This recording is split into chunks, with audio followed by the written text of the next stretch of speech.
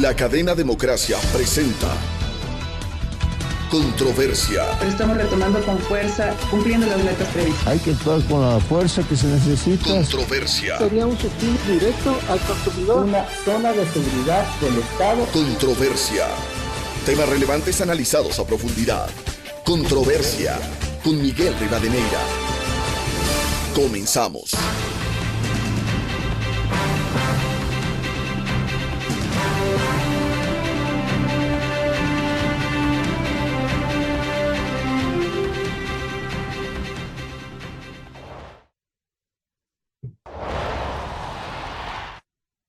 Un saludo cordial a los seguidores del programa Controversia en Escena a través de Exa FM, Democracia M y Democracia TV. Se dice que los pueblos que no aprenden de la historia están condenados a repetirlo. Este programa lo vamos a dedicar a dos testimonios fundamentados, documentados, dos libros de dos reconocidas periodistas, ya les presento, y un general del ejército ecuatoriano que fue director de inteligencia en Fuerzas Armadas, el general Juan Méndez. El primer libro se titula La Revolución Malograda, de Mónica Almeida y Ana Karina López, periodistas de larga trayectoria que emprendieron este trabajo para conocer cómo y de qué manera la revolución ciudadana acaparó el poder del Estado ecuatoriano. El otro libro, que fue presentado días atrás, Crimen y Honor, del general Juan Méndez, exdirector de inteligencia en las Fuerzas Armadas ecuatorianas, y en donde él pone en un análisis documentado, con pruebas testimoniales, documentales, esta obra da a conocer cómo se implementó el proceso planificado por los ejes operativos del Foro de Sao Paulo, haciendo hincapié en que las nuevas generaciones de soldados y de ciudadanos ecuatorianos no olviden jamás que su misión, sobre toda consideración personal o parecer política, es la defensa del pueblo ecuatoriano. Vamos a hablar de estos dos libros. Precisamente doy la bienvenida a Mónica Almeida, reconocida periodista investigadora, Ana Karina López, periodista investigadora de larga trayectoria también, y el general en servicio pasivo Juan Méndez, exdirector de inteligencia de Fuerzas Armadas.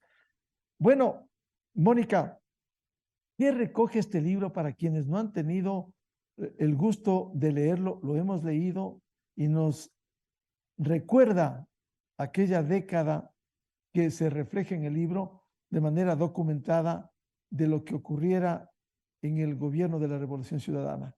Muy buen día, Mónica. ¿Qué tal? Buenos días con todos. Sí, un gusto estar aquí contigo, Miguel, y también con los otros invitados. El libro La Revolución Malograda, el Correato por dentro, es un libro que recoge la historia del Correato en 10 crónicas periodísticas políticas. Decidimos con Ana Karina, mi coautora, escoger 10 historias de estos 10 años y contamos a través de esas historias un relato del poder, de cómo se tomaron las decisiones en los gobiernos de Rafael Correa, qué fue lo que llevó a irse por un camino o por el otro, cómo fueron las relaciones con los distintos grupos políticos y también grupos en la sociedad. Y en estos 10 relatos son la relación con los militares, contamos en otro relato, por ejemplo, el 30S y qué pasó después del 30S. Nosotros también dedicamos un capítulo a la Constitución de Montecristi, un tema que vuelve a ser actual en vista de que nuevamente se dice que la Revolución Ciudadana quisiera plantear una nueva constituyente. Tratamos también el tema electoral y cómo se un poco compaginaron las reglas para inclinar siempre la cancha a favor de la Revolución Ciudadana. Tratamos el tema de Angostura, que fue un tema que marcó mucho al gobierno y precisamente el manejo de la inteligencia. la creación de la CENAIN y todo eso sale a raíz de lo de Angostura y que estaba relacionado con las FARC. Y en los últimos capítulos tratamos solo uno de los ministerios, uno de los 30 y pico de ministerios que tuvo Ecuador en la época de Correa, que es la Cancillería. Entonces, a través del manejo de la Cancillería, de las relaciones diplomáticas en todo el decenio, tratamos también el dispendio que hubo en los ministerios. Se gastó mucho del boom del petróleo en ese tipo de dispendio. Y hacemos también un recuento sobre el asilo a Julian Assange, porque consideramos que fue un poco un lavarse de imagen a nivel internacional, mientras que aquí adentro en el país se ponían decretos y leyes contra los medios, contra las organizaciones de la sociedad civil. Y el último capítulo que relatamos es el caso Odebrecht, y a partir del caso Odebrecht contamos también los otros casos de corrupción, como el de sobornos, por ejemplo, que es el único por el cual el expresidente tiene una condena en firme.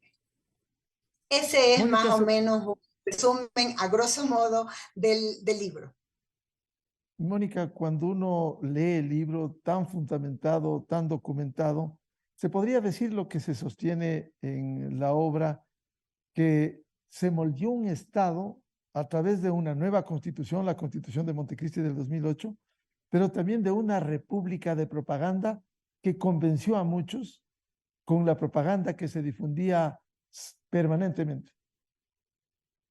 Sí, nosotros creemos que es a lo largo del gobierno muy rápidamente se entendió cómo funcionaba el Estado, cómo funcionaba, qué era lo que hacía mover a la sociedad.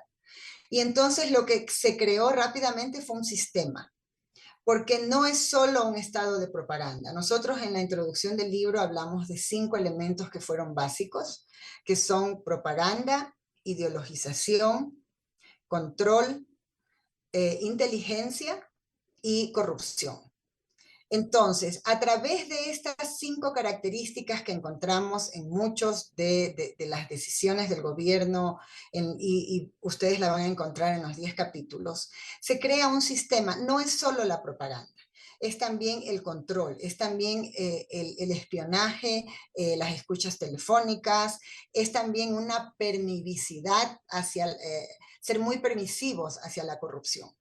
Entonces, todo esto crea un sistema en el que nadie podía criticar y cualquier cosa que sucedía se le daba la vuelta para que sea presentada como si fuera una gran decisión del gobierno y a favor del gobierno. Entonces, esto se construyó rápidamente y creemos que estos fueron los pilares del Correato. Bienvenida Ana Karina López, también una reconocida periodista investigadora. Antes de pasar a los temas del libro, como ya nos ha adelantado el análisis de las 10 historias de este libro, Mónica Almeida, quisiera consultarle a Ana Karina cuál es la rigurosidad de un libro para que no se crea que es una novela, sino un libro, un documento que registra los documentos y las investigaciones que hicieron las dos. Buen día, Ana Karina. Buenos días, Miguel, y muchas gracias por la invitación. Es un placer estar con quien fue una vez mi jefe. Y bueno, a ver, nosotros ya teníamos una experiencia previa que fue con la biografía no autorizada de Rafael Correa, que se llama El Séptimo Rafael, en el cual, no, justamente estamos muy lejos de la novela, muy lejos de la ficción. Estamos haciendo un libro de no ficción, un libro de periodismo, y entonces nos basamos en todas las herramientas del periodismo. Primero, en la rigurosidad, o sea, no hay ningún dato que esté ahí que no haya sido corroborado por al menos 3 fuentes, sean fuentes a través de entrevistas, sean documentos, sean videos. Por otro lado, también usamos las herramientas del periodismo para hacer esto una lectura amena. O sea, lo nuestro no es, como te repito, no es una novela, pero tampoco es un informe académico o un informe de una organización no gubernamental. Nosotros pusimos mucho énfasis en el estilo, en la escritura, en tratar de que todos estos datos que pueden ser densos fluyan con la historia. Es para eso, para nosotros, para eso era uno de los grandes objetivos cuando comenzamos a hacer el libro, o sea, que sea veraz, que tú sepas que allí estamos contando una historia donde no aparece quien nos dijo, porque tú sabes, hasta ahora el miedo prima en el ambiente. Y entonces decidimos que como en el anterior libro no iban a aparecer quienes nos decían, salvo si teníamos declaraciones públicas en televisión, en radio o en prensa escrita, o en tesis inclusive, pero teníamos que corroborar y fue un trabajo maratónico, creo yo, porque nos tomó 4 años porque o sea, además de que fuimos atravesadas por la pandemia, nos tomó 4 años porque cada dato íbamos verificando. No digo que sea perfecto, no digo que no tengamos errores, pero tratamos de llevar el rigor periodístico al máximo. Entonces, te puedo decir, o sea, la lectura de las actas de la Asamblea de Montecristi fue una lectura total, y ahí, como anécdota, te cuento que había en el acta de Montecristi, había una versión, y no nos parecía que podía ser posible, pero bueno, se supone que el acta es el veredicto final, y encontramos un video, que no era un video editado, que fue un video sacado ese mismo día, y o sea, nos demostraba cómo lo que estaba en el acta había sido, digamos que inventado o reinterpretado. Entonces, yo creo que eso es lo que es un libro periodístico, ¿no es cierto? Donde entra lo rico que puede ser una lectura ágil, no quisiera usar la palabra ligera, pero que se deja leer y al mismo tiempo que está condensada con datos y con pruebas de todo tipo. Efectivamente, Ana Karina, esas 10 historias fluyen cuando uno hace el seguimiento. Quisiera consultarle a Ana Karina, en una de las historias tiene que ver con la relación con los militares. Y allí inicialmente se relata cómo hubo una alianza con los militares de entonces, que luego felizmente frenaron las intenciones de Rafael Correa cuando quiso mayormente desinstitucionalizar a Fuerzas Armadas. ¿Cómo se desarrolla esta historia? A ver, más que una alianza, porque yo no creo que nunca hubo una alianza explícita, ¿no es cierto? Pero cuando ellos llegan al poder, si algo tenían era un buen diagnóstico de la situación en muchos sectores de la sociedad y sabían la importancia y el peso de las Fuerzas Armadas en la política. Queramos negarlo o no, eso existe, es así. Y Rafael Correa lo sabía. Entonces, al principio como que hubo, por un lado, jugaba a la provocación, digámoslo así, poniendo, por ejemplo, a la primera ministra de Defensa civil, o sea, era civil y era mujer, Guadalupe Larriva.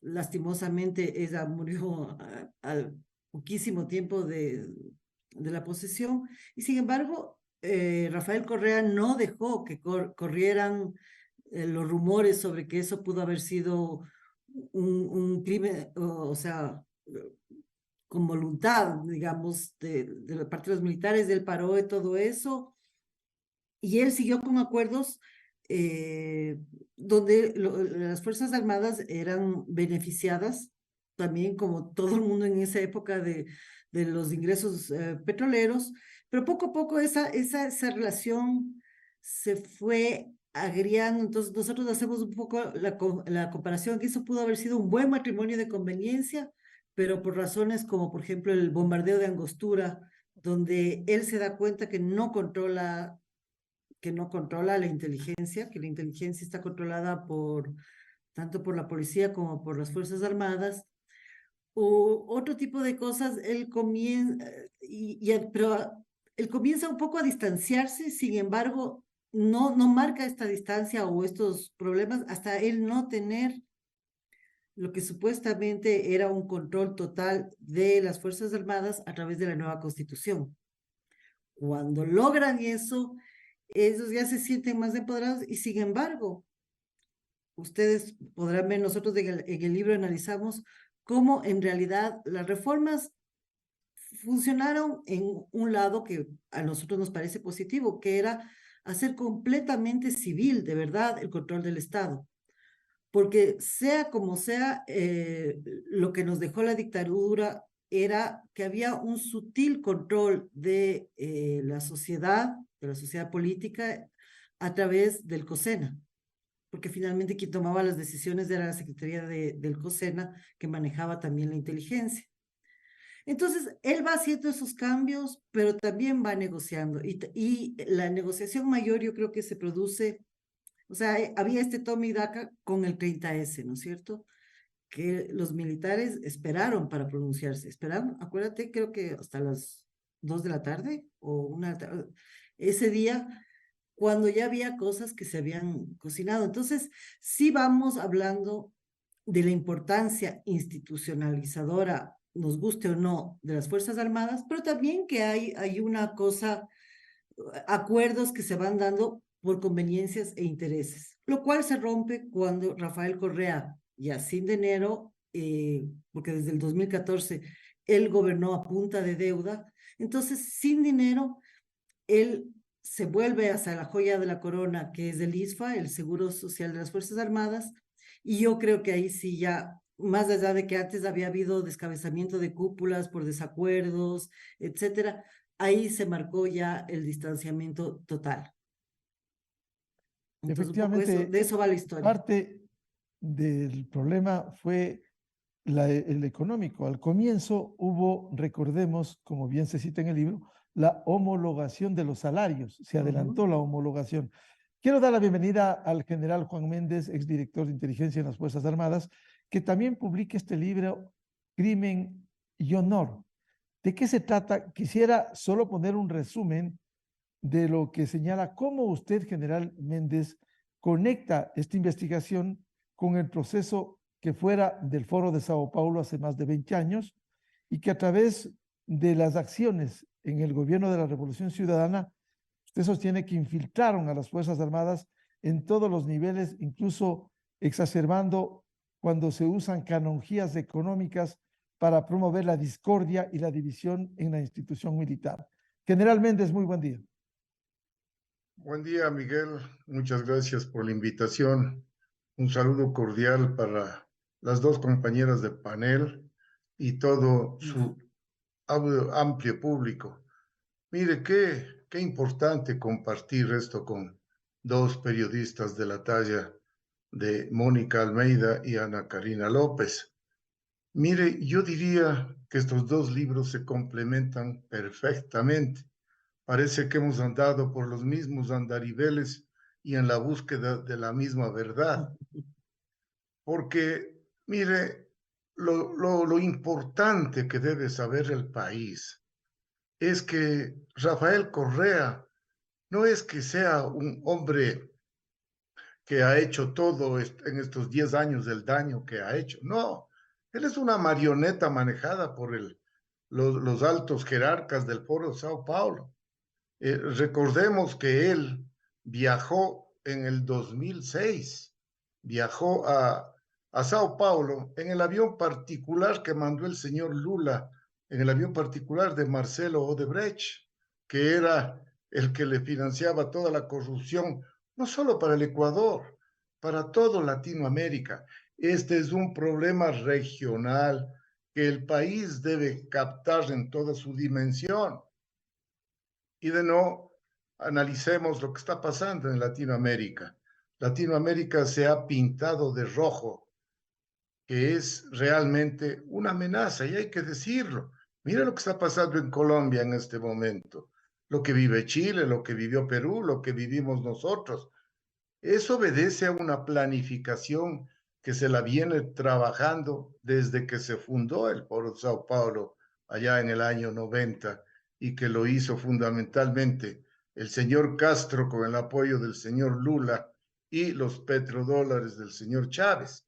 De tal manera que el señor Correa, al igual que el resto de acólitos que dispone, no son sino simples marionetas para captar el poder de los países iberoamericanos y nombrar prácticamente el objetivo final del Foro de Sao Paulo es crear la Unión de Repúblicas Socialistas Iberoamericanas, emulando a la vieja Unión Soviética.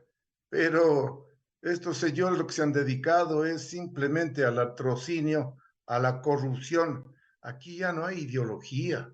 Aquí lo que hay es el interés del dinero, y así se trabajó. Y el libro lo que hace es recoger esa planificación con visos de legalidad. Por eso es que se creó, mire usted, y se ordenó que todos los ministerios deben reestructurarse por el procedimiento simplemente de procesos. Cuando eso, si bien es cierto, no es malo, pero eso sirve fundamentalmente para la empresa, para la gran industria, pero no para la conducción de operaciones militares, especialmente las operaciones de inteligencia y contrainteligencia. De tal manera que, como manifestaba Ana Karina López, de que esto se lo fue realizando lentamente y con visos de legalidad. Se nos quiso probar al estamento militar, no porque sea malo que haya estado una señora, cualquiera, hombre o mujer, tenemos las mismas capacidades, al menos cuando de defender la patria se trata. Yo pienso que los sentimientos son exactamente iguales, de tal manera que nos puso a la señora primera ministra de Defensa, que lamentablemente murió al poco tiempo, por esos errores humanos que se cometen, por el deslumbramiento que sufrió uno de los pilotos del helicóptero, porque aterrizaba un avión en ese momento y estaban con visores nocturnos, y entonces una simple desconexión de décimas de segundo, perdieron las distancias entre los dos helicópteros y vino el accidente. De tal manera que eso es, entonces, en lo que se refiere la investigación que han hecho ustedes realmente en los otros planos, para mí es muy bien documentada, perfecto, y felicitaciones. Pero mire, todo eso ya venía de la orden y de las disposiciones del Foro de Sao Paulo. Los ejes operativos tenían que cumplirse, porque si no se cumplen, no van a alcanzar el objetivo de desestabilizar a toda la región. Y en lo que se refiere al Ministerio de Defensa, al ámbito netamente militar, pues se le dio una capucha de legalidad a través de SEMPLADES, que es un organismo, es el brazo operativo que maneja toda la parte operativa de lo que ordenó el Foro de Sao Paulo, a través del ministro de Defensa. SEMPLADES juega un papel crucial. La Secretaría Nacional de Planificación igual, pero los ecuatorianos nunca nos dimos cuenta hacia dónde iba eso. Y entonces comienza a través de una aparente legalidad con el ministro de Defensa y lamentablemente con los mandos pusilánimes de turno, porque hay que decirlo, que agacharon la cabeza y aceptaron todos los cambios, todas las cosas que se han dado en Fuerzas Armadas y que realmente nos hicieron muchísimo daño. De tal manera que ahí están, con fechas, con lugares, con decretos, toda la embestida contra Fuerzas Armadas, y que lamentablemente hasta el momento, tanto en el ámbito de los otros ministerios como en el ámbito del Ministerio de Defensa, no se ha logrado eliminar, porque eso hay que eliminar, so pena de que el país vaya a una real hecatombe. General Juan Méndez, parte de su formación ha sido la inteligencia militar. también fue desbaratado este sistema. Recordemos a Angostura, que también cita el libro de Ana Karina López y Mónica Almeida, y usted también lo recoge. ¿Qué pasó con inteligencia militar? ¿Se desbarató o se debilitó?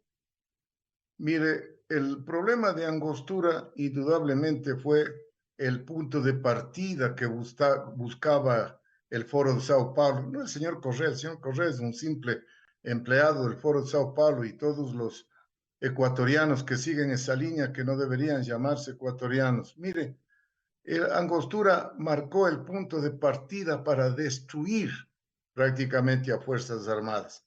Acuérdese que apenas a 3 meses de llegar al poder ya formó la Comisión de la Verdad, que está en uno de los exoperativos del Foro Sao Paulo, como una medida obligada de crear en los países. ¿Y para qué? Para juzgar, disque por lesa humanidad, a todos los militares de 30 años atrás.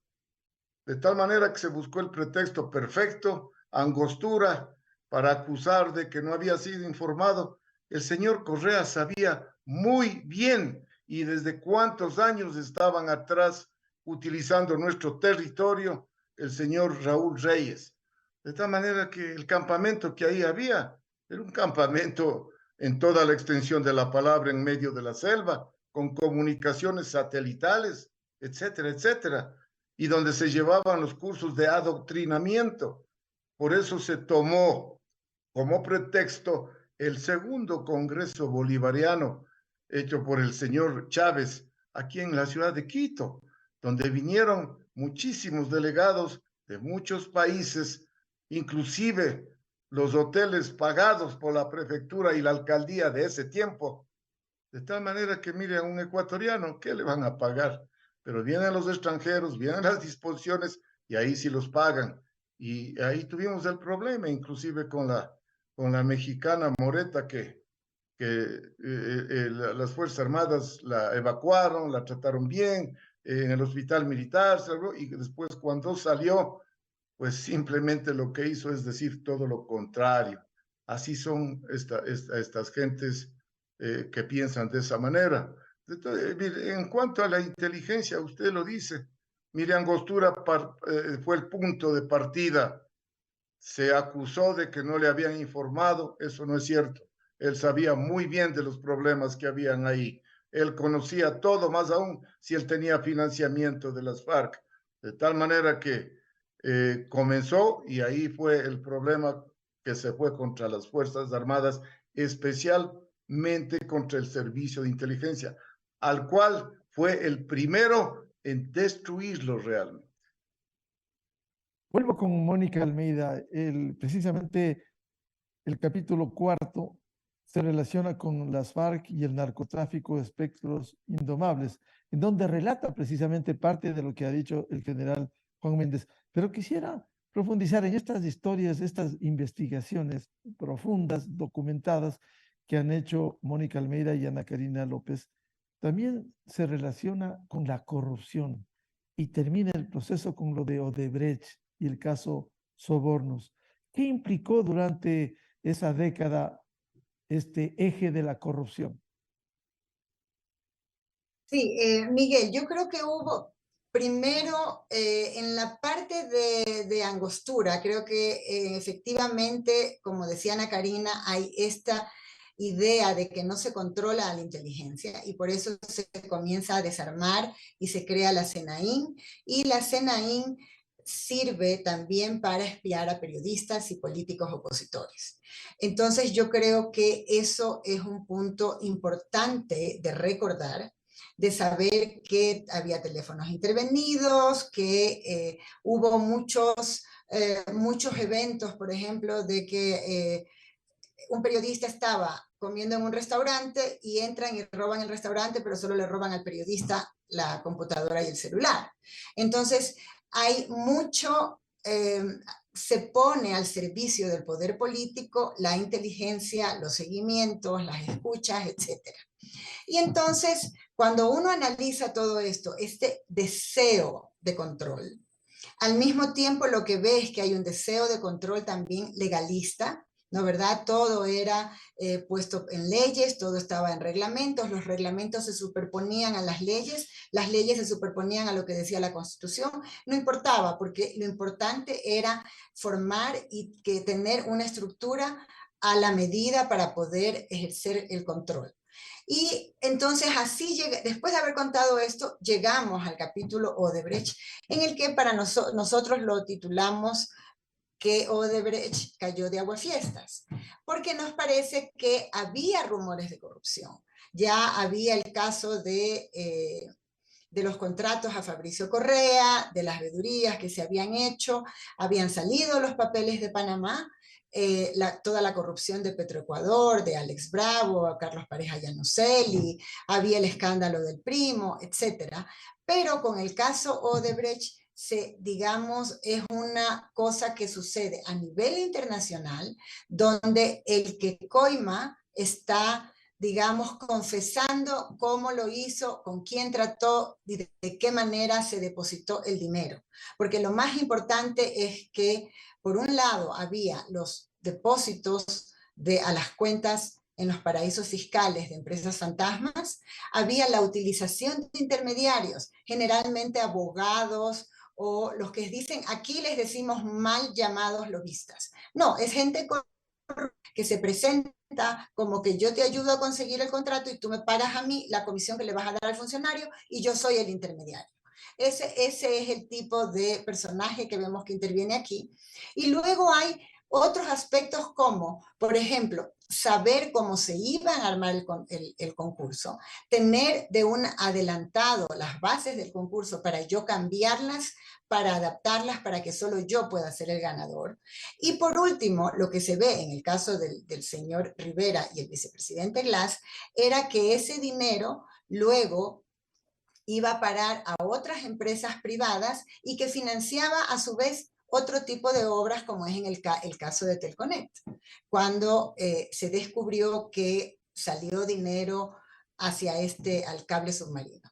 Entonces yo creo que el caso Odebrecht es un caso que abarca, que verdaderamente es como una escuela de cómo el Estado se volvió corrupto para hacer obra pública, cómo los funcionarios se aprovecharon de eso y cómo el sector privado también paga este tipo de sobornos para obtener las obras públicas. Y no estamos diciendo que Rafael Correa inventó la corrupción. No, esto existió, hay pagos de Odebrecht que datan de antes de la Revolución Ciudadana. Y este es un esquema que no es único de Odebrecht. También sabemos que hay otras empresas que hacen algo parecido y además luego en el caso del gobierno de la Revolución Ciudadana se descubre el caso Sobornos, que es también los contratistas del Estado deben pagar facturas del partido político en campaña porque digamos que el dinero que ellos usaban del Estado para la campaña, el estado de propaganda que se sabe que vivimos, no era suficiente para ganar elecciones. Entonces, de eso se trata ese capítulo y nosotros tratamos un poco de esquematizar este tipo de información, porque a veces puede ser muy pesado para la gente común y corriente, saber que si tal empresa, que cómo fue, etcétera. Nosotros tratamos de hacer un resumen y presentar a los personajes que intervinieron aquí.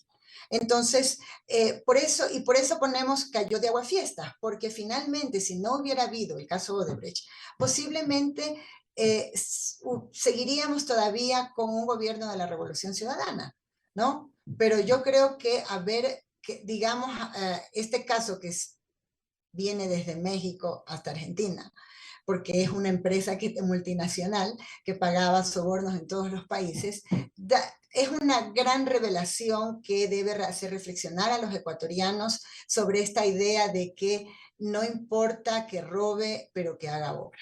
Yo creo que los ecuatorianos ya debemos un poco despertarnos de esto y poder exigir no solamente a nivel nacional, sino a nivel local también, qué es lo que hacen nuestros alcaldes, qué es lo que hacen nuestros representantes, porque no es posible que para todo como se descubrió con el caso Odebrecht, con el caso Sobornos, con lo de Petroecuador, y luego en todos los otros casos que hemos seguido viviendo, es que este sistema en el que para cualquier cosa se debe de pagar un soborno. Creo que es hora de también reflexionar nosotros si es que este es un sistema en el que queremos vivir. Ana Karina López, además de estos hechos investigados de corrupción, en el tema internacional señalaban ustedes, y en el capítulo 9 le dedican al asilo político a Julian Assange, un trofeo envenenado, que fue tratar de mejorar la imagen internacional por lo que sucedía en el Ecuador. ¿Cómo enfrentar este tema cuando ustedes investigan esta imagen internacional de aquella época? A ver, periodísticamente era un tema apasionante, ¿no es cierto? Es una novela que podría ir, el tema da para un libro per se. Y sobre todo nosotros escogimos el tema por eso, por su repercusión internacional, no solo en el tema que escogieron Correa y Patiño, porque Assange de todas formas era un símbolo. Es verdad que él en los primeros tiempos, o sea, Wikileaks, yo creo que dio otra perspectiva a este mundo postmoderno, ¿no es cierto? Al denunciar de una forma que no era tradicional, aunque usó los medios tradicionales, pero y uno puede, no sé, tener sus reparos a la forma en que conseguía la información, pero había información de la intervención de Estados Unidos en la guerra en Afganistán que son muy reprochables y que pusieron al mundo a funcionar de otra manera. Y entonces Assange indudablemente era un símbolo, pero también un símbolo, los hombres y las mujeres, cuando tienen mucho poder, yo creo que hay algún chip que se les cambia en la cabeza. Y bueno, el rato que ya Assange, después de muchas negociaciones que nosotros sí ponemos en el libro, porque aquí en el Ecuador se hizo aparecer como que, ups, les cayó de sorpresa a Assange y llegó un día y golpeó la puerta y dijo, vengo que me den asilo. Eso no es verdad. Había negociaciones, ellos querían apropiarse de este símbolo para ser los adalides de una, yo le digo supuesta izquierda. ¿En qué sentido?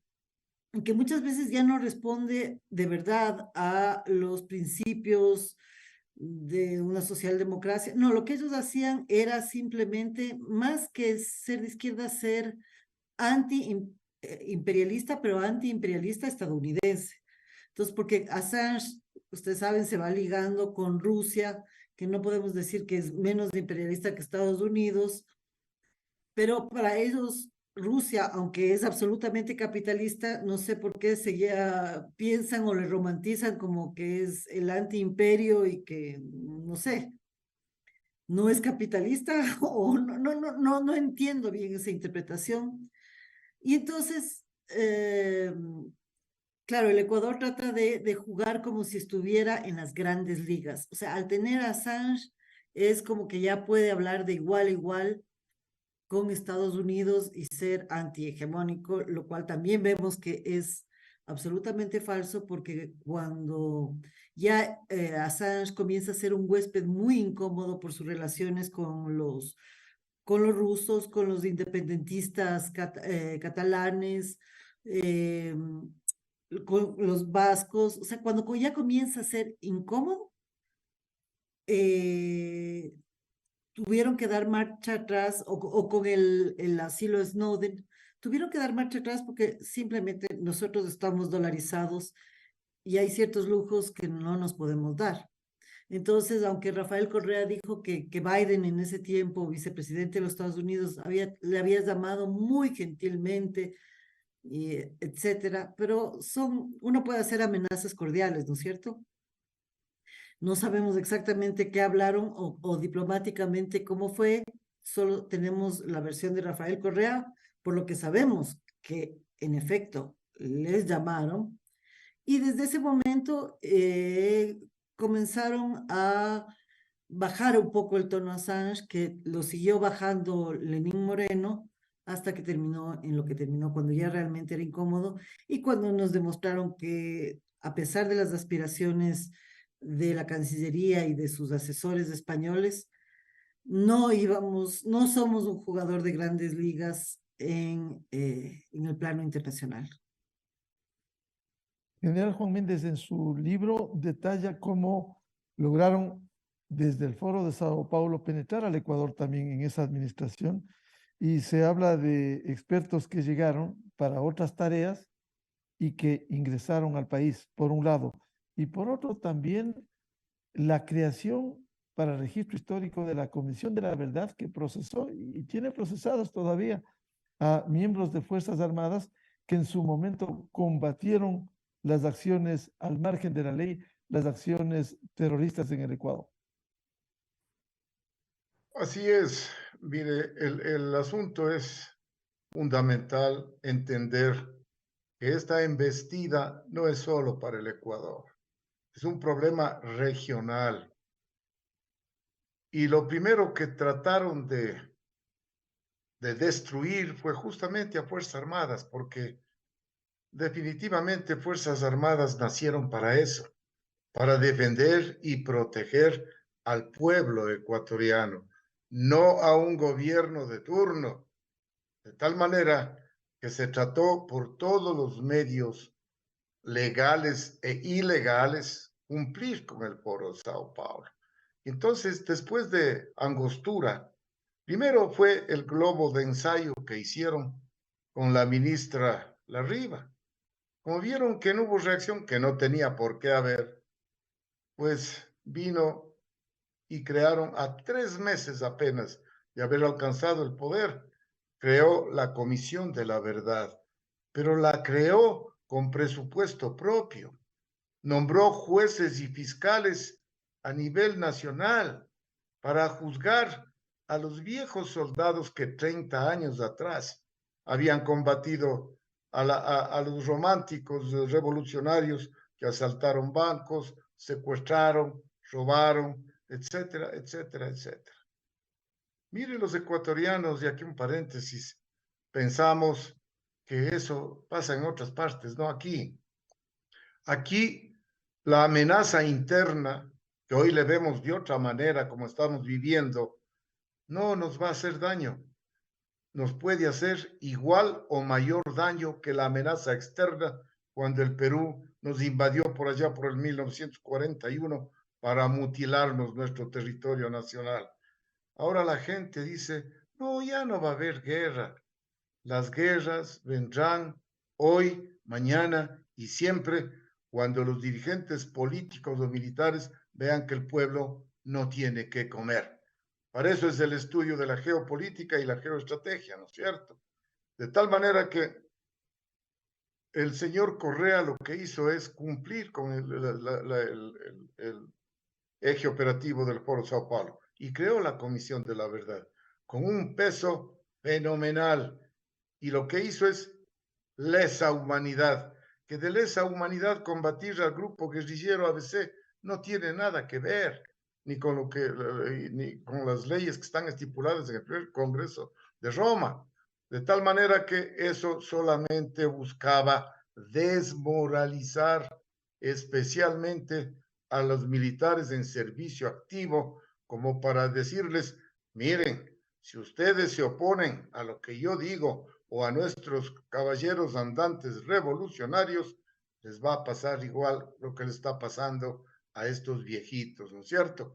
De tal manera que, mire, solo por traerles algo, a mí me tocó desde el año 2011 hasta el 2017, 6 años de ir todos los jueves con abogado a presentar la misma cantaleta de interrogatorio de una fiscal, todos los jueves durante 6 años. Así se buscó destruir y desmoralizar a las Fuerzas Armadas. Ahora, esto siguió indudablemente de forma aparentemente legal. Entonces el ministro de Defensa lo que hacía muy simplemente decir, miren, hay que reestructurar la inteligencia militar a la primera que se la embistió frontalmente, ¿no? Con el proceso de reestructuración a través de vía decretos del ministro de Defensa. Y entonces vino Angostura y eso sirvió para acelerar el pretexto, a pesar de que la comisión que él mismo nombró y de conocidos socialistas y compañeros de ideología, pues le dijeron, no, aquí no hay ninguna traición de la inteligencia militar. Pero sin embargo siguió y naturalmente vino el primer decreto, reestructurar por procesos la inteligencia militar. Y naturalmente con eso eliminó las direcciones de inteligencia de las tres fuerzas. Imagínense ustedes, en el ámbito militar no tener inteligencia es como quedarse ciego, de tal manera que fue tan brutal el golpe y no hubo reacción. Entonces el señor, indudablemente, como dicen las dos periodistas con muchísima claridad, el señor pues simplemente dijo, sigo adelante, y se sintió ya con un poder intocable y creó el famoso SENAIN, que ustedes lo manifiestan y lo conocen muy bien. De tal manera que el ataque fue tan directo, no solo a la inteligencia.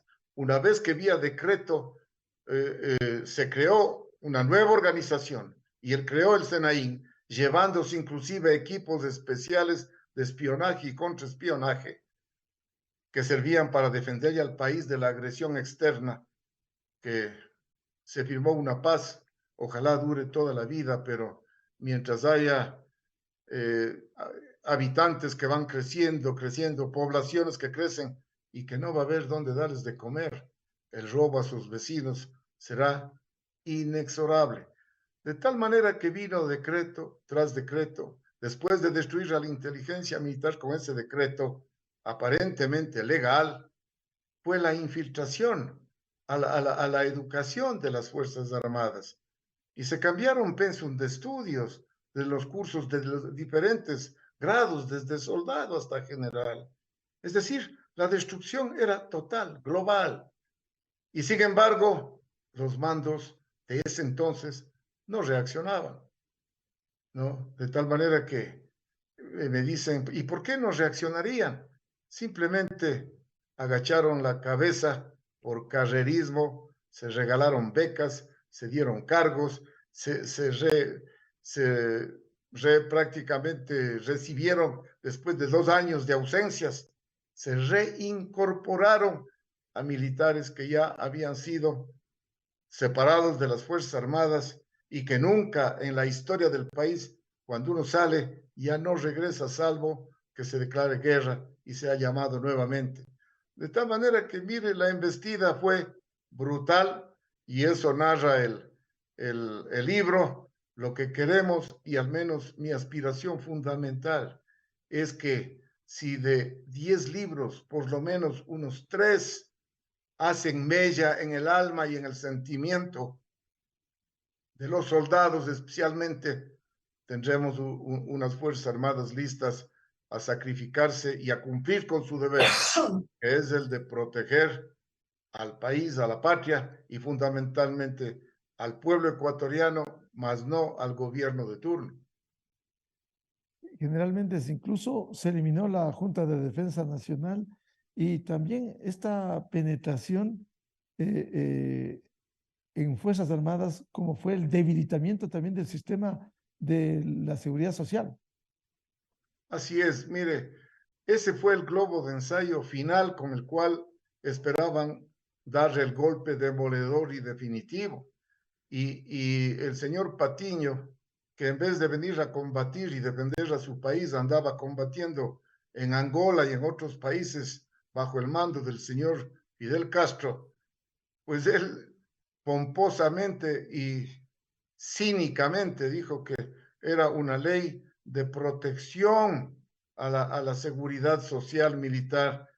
Mire que es el sacrificio de los soldados que han pagado a lo largo de su vida 30, 40 años mensualmente una cantidad para en su vejez vivir dignamente. De tal manera que eso era el acabose, igual que prácticamente embistió a la seguridad de todo el país, atacando al IES. De tal manera que todos los problemas que tenemos ahora, los ecuatorianos deben recordar y darse cuenta que todos los problemas que tenemos, al menos hoy, mire, la gran amenaza del narcoterrorismo no es hecha en este momento. El señor Correa permitió que eso funcione. De tal manera que eso el pueblo ecuatoriano, ahora que se viene una nueva gesta política, lamentablemente, los ecuatorianos podemos dar la vida por lo que rimbombáticamente los foros de Sao Paulo dice, las 4 herramientas que debemos utilizar en los pueblos: la constitución, la democracia, la libertad de expresión y los derechos humanos. ¿Quién no defiende eso? Pero cuando sean bien hechas, cuando sean ejecutadas en favor del pueblo ecuatoriano, ¿qué democracia va a ser para esa pobre gente que está muriéndose de hambre y acepta al primer delincuente nacional o internacional como es los gatilleros, los asesinos, los secuestradores? Esa gente pobre tiene que ser atendida. Por eso es que, mire, tendrá que el nuevo gobierno reorientar lo que está haciendo en cuanto a proteger al país sobre la seguridad. Tendrá que reorientar en qué sentido. No solo la fuerza militar es la solución. La solución es utilizar los 4 campos del poder nacional en bien del pueblo. Es decir, ir a esos barrios pobres donde están esperando que les paguen para ser criminales. Ahí tiene que estar el Estado para darles salud, educación, etcétera, etcétera. Mónica Almeida, La Revolución Malograda, este libro que recoge estas historias de la vida real, de lo que ocurriera durante esa década, quizás se podría decir para el registro histórico una historia del poder malogrado. Sí, mucha gente nos ha preguntado por qué escogimos este título, y la verdad es que nos parece que era bueno recordar esta idea, por un lado, de revolución, que, o sea, era como que era parte de su propaganda. Esto era una revolución, esto era un cambio total desde las bases del Estado. Y luego le pusimos malograda, que es como una combinación de dos cosas, ¿no? ¿Verdad? Mal y de logro. Entonces, nos parece que es verdad, contamos una historia del poder, contamos cómo se tomaron ciertas decisiones y escogimos 10 relatos, y al final lo que a nosotros nos queda mucho la sensación es de que esto fue una oportunidad perdida. El Ecuador vivió el segundo boom petrolero y, sin embargo, con este dinero no logramos sentar las bases para mejorar la situación de todos los ecuatorianos, para disminuir las desigualdades, para verdaderamente hacer una sociedad más igualitaria. Uno de los temas, ahora que estamos hablando de las cuestiones militares, por ejemplo, o sea, se gastaron más de 1.500 millones en compra de armamento.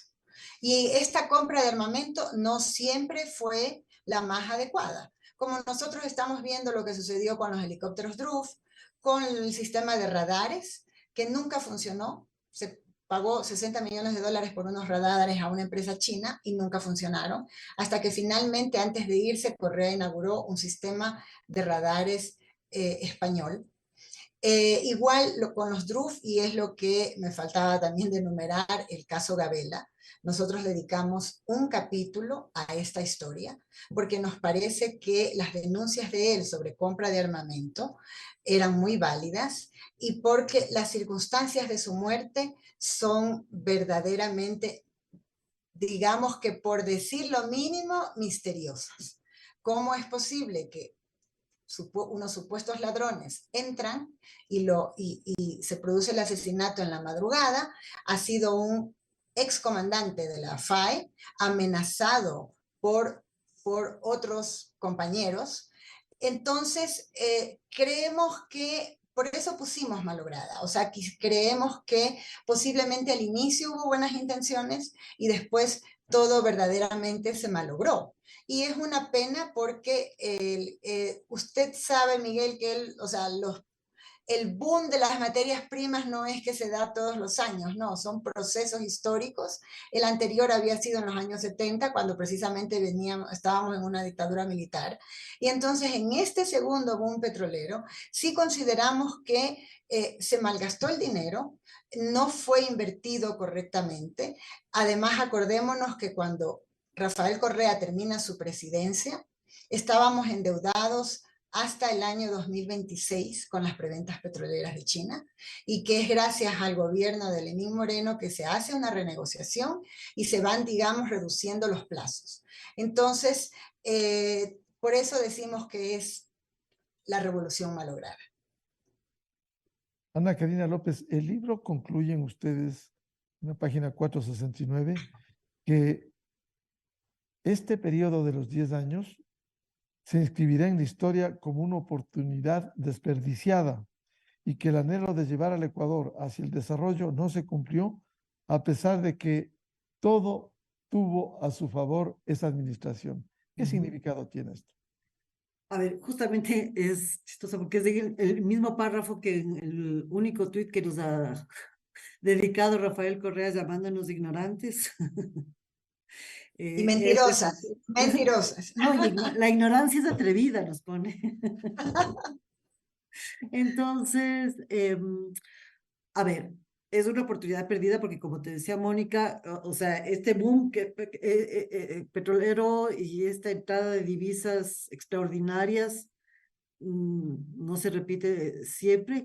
Y además también las condiciones de la sociedad. O sea, yo creo que a pesar de que la segunda vuelta en el 2006, Correa le gana disputando el Alvarito, o sea, bastante. ¿Te acuerdas que la primera vez él declaró que había fraude, logra dar la vuelta?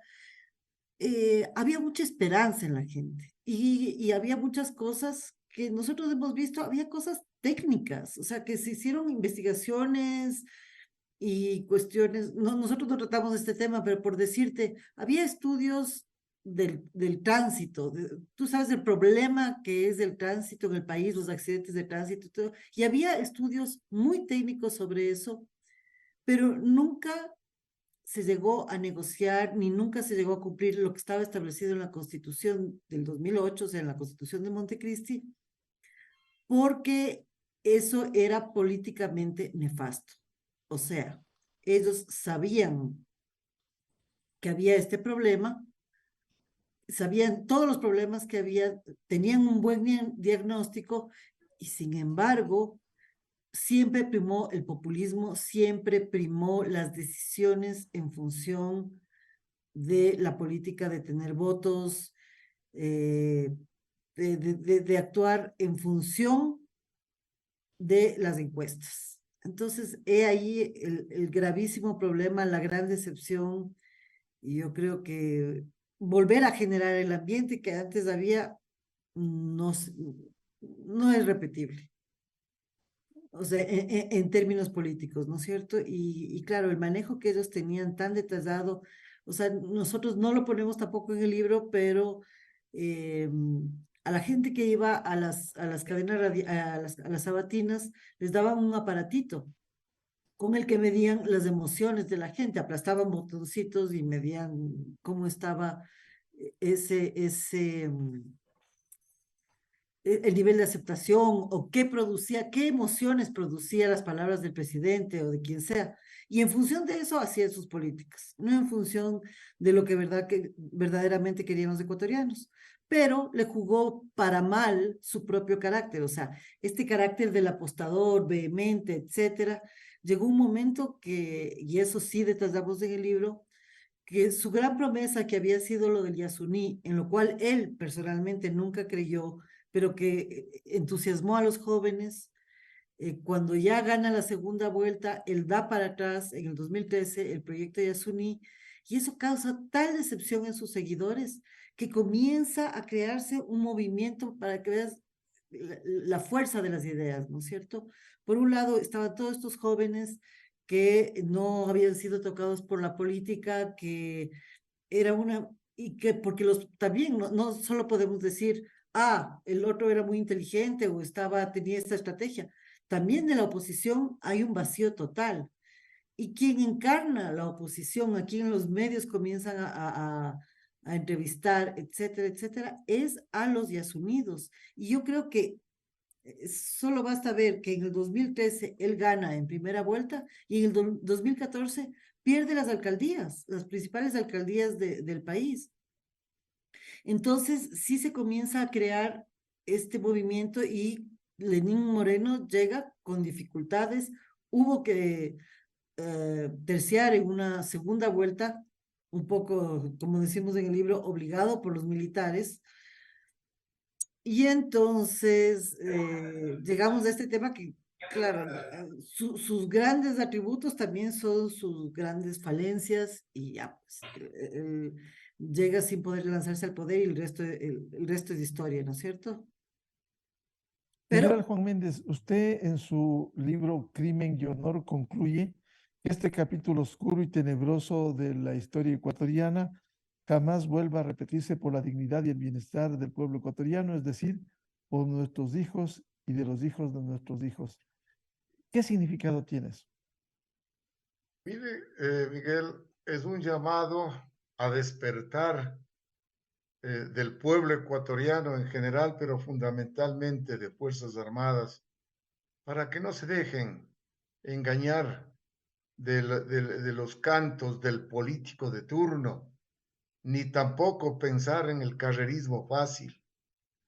Ese es el gran llamado, de tal manera que conozcan cómo el político de turno, manejado desde un ambiente externo como es el Foro de Sao Paulo, que va a seguir para mucho tiempo. Miren, los ecuatorianos debemos conocer, por ejemplo, cuáles son los objetivos del Foro de Sao Paulo para toda América del Sur hasta el año 2025-2026. Ahí está muy claro la estrategia que tienen que seguir. Ahí está muy claro qué tienen que hacer y lo están haciendo. Pero nosotros estamos aquí distraídos en una nueva campaña política. Miren, al señor Lasso que yo nunca he sido político ni lo seré. Mire, no lo han dejado gobernar. Siguen un plan de desestabilización. El crear esta ola de violencia, de miedo, de terror, está dentro de los ejes del Foro de Sao Paulo. Crear el miedo, el terror, el hambre, para que una población con miedo sea dócil y manejable, dicen los ejes operativos. Ahora estamos aquí, mire, Esmeraldas, ¿cómo está? Guayaquil, ¿cómo está? Pero no tenemos qué comer, pero estamos felices de ir a una nueva lid electoral. ¿Y qué ganamos? La pregunta es fundamental. El Foro de Sao Paulo manifiesta y dice, hay que utilizar las 4 herramientas fundamentales que nos brindan los gobiernos. ¿Y cuáles son esas 4 herramientas?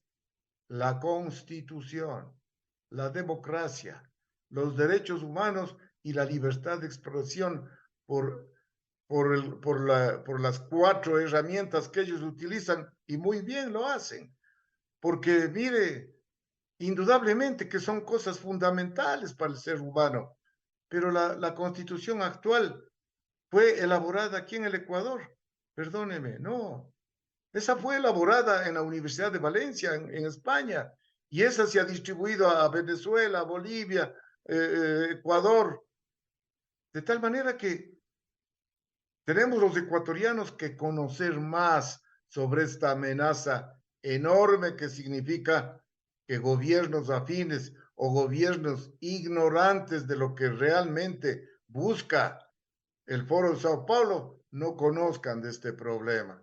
De tal manera que mi llamado en el libro es a que fundamentalmente lleguen a conocer. El pueblo ecuatoriano debe conocer esta amenaza en todos los niveles. Debe haber una cruzada que se haga conocer sobre cuáles son estos ejes operativos del Foro Sao Paulo para que conozcamos la amenaza. Mire, si usted no conoce a su enemigo, usted va a fracasar siempre. Si usted no sabe cuál es la amenaza que tiene a su lado, pues va a fracasar.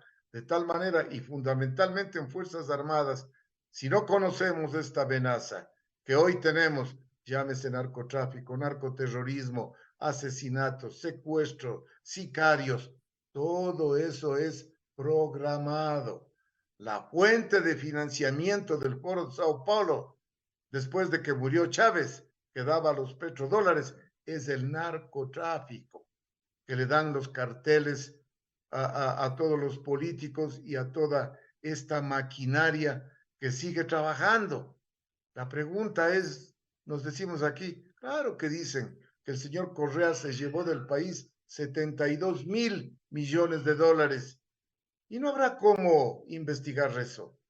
El señor Lazo nos prometió que hay organismos especializados, pero no hacemos nada, no investigamos, no sabemos y no traemos nuestro dinero. ¿Qué va a pasar de aquí en adelante? Igual, si es que estos candidatos que hoy se presentan, ojalá tengan el patriotismo y el valor de enfrentar esta amenaza brutal que es justamente el Foro Sao Paulo a través de sus ejes operativos y sus gobiernos títeres y sus seguidores que solamente piensan en el dinero y que deben, para mí personalmente, ser declarados traidores a la patria, porque irse en contra de su propio pueblo realmente es traición a la patria. Hemos querido dedicar este programa Controversia en Escena a estos dos libros que ilustran mucho La Revolución Malograda y Crimen y Honor, dos libros que recogen estas profundas investigaciones documentadas sobre los 10 años de una administración. Muchas gracias a sus autores, a Mónica Almeida, una reconocida periodista investigadora, Ana Karina López, reconocida también periodista investigadora, y el general Juan Méndez, exdirector de inteligencia en las Fuerzas Armadas. Muchas gracias a su participación y su ilustración sobre estos contenidos de estas obras. Muy amable a Mónica Almeida, Ana Karina López y el general Juan Méndez. Muy buen día. Con esto cerramos el programa Controversia en Escena a través de XFM, Democracia M y Democracia TV. Les deseamos un feliz fin de semana. Muy buen día.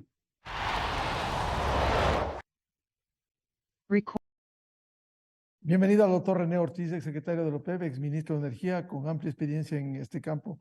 Bueno, hemos escuchado la visión económica con Alberto Acosta Borneo, la visión medioambiental con Verónica Arias. Ahora, ¿cuál es su visión? ¿Cómo compensar, si es que se aprueba la consulta del Yasuní, esos recursos que son fundamentales? ¿Es viable, es posible lo que decía Verónica, esta producción agroecológica, la transición energética, el mercado carbono? Doctor René Ortiz, buen día. Buenos días, le agradezco muchísimo por la invitación. Me complace compartir con dos personajes muy importantes y en una materia evidentemente que trasciende los diagnósticos políticos.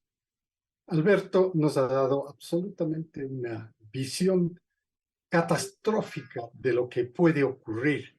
Puede ocurrir. Esto ya es futurístico. Es decir, botar al tacho de basura 1.300, 1.500, porque todo esto depende del precio, al tacho de basura ahora, porque la decisión se viene en agosto. Y en agosto hay que empezar a desmantelar.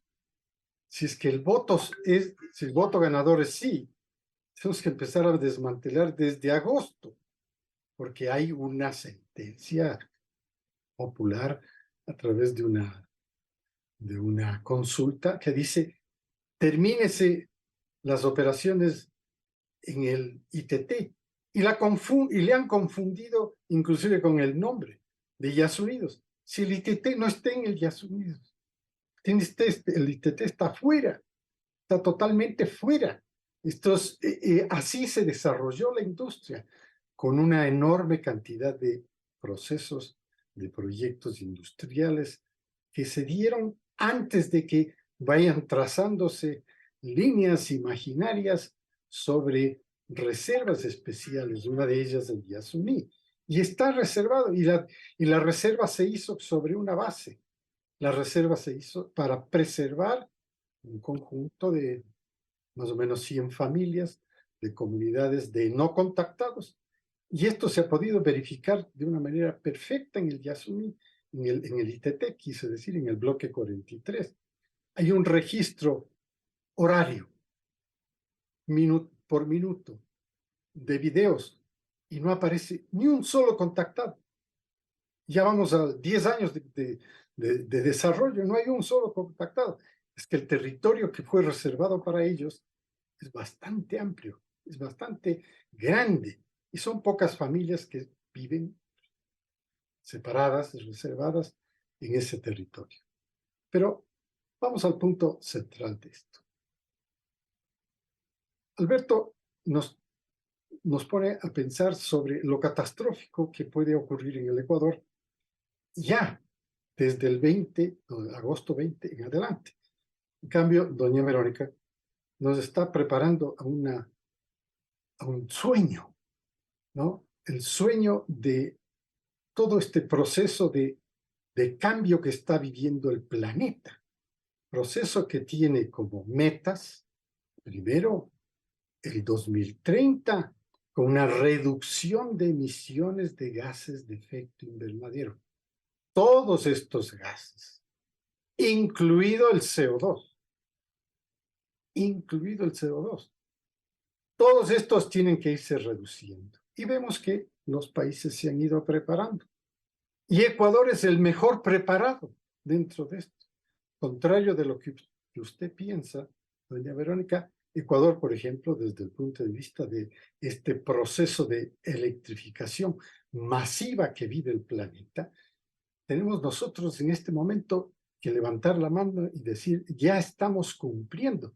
Mientras China sigue sin cumplir, que es un gigante, ¿no?